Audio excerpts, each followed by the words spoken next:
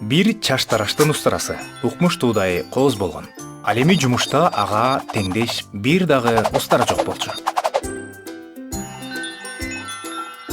Бир жолу чаштарачка келгендер жок болуп, устаранын ээси бир жакка кетип калганда, устара дүйнөнү көрүп, өзүн да көрсөтүүнү чечет.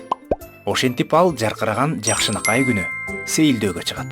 Устара босогону аттай электе эле жаркыраган күндүн нурлары анын курч бычагынын үстүндө ойноп, үйлөрдүн дубалдарын, айлананы жаркыратып жатты.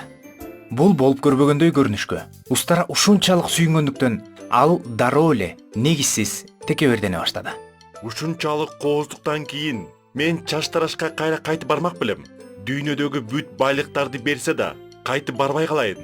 Самындалган жаактарды жана кир баскан ээктерди кырып, өзүмдүн жашоомду буссам, бул менин акылсыздыгым болмок. Менин назик бычагым чач тарач үчүн беле? Эч кандай андай эмес. Мен андан обочо жерге жашынам.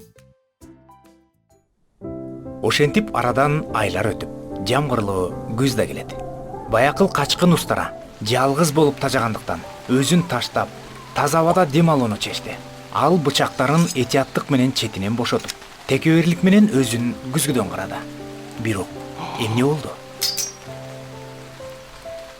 Кожоюнум мени кандай гана папестеп баккан, ал менин ишиме кандай гана кубанып, сыймыктанчу эле. Эмичи, Кудай-ай, эмне болду? Бычагым карарып, аны жийиркеничтүү дат басып калды. Мен өлдүм.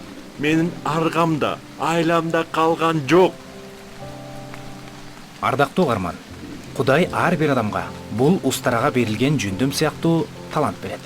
Бирок баардыгы эле өзүнө берилген, башкалардан аны айырмалап турган баалуулукту өз учурунда өнүктүрүп кетпейт же барктай албайт. Андыктан болгон нерсеңерди көбөйтүп, өнүктүрүп өстүрүүгө аракет кылгыла. Бул тууралуу ыйык китепте мындай делет.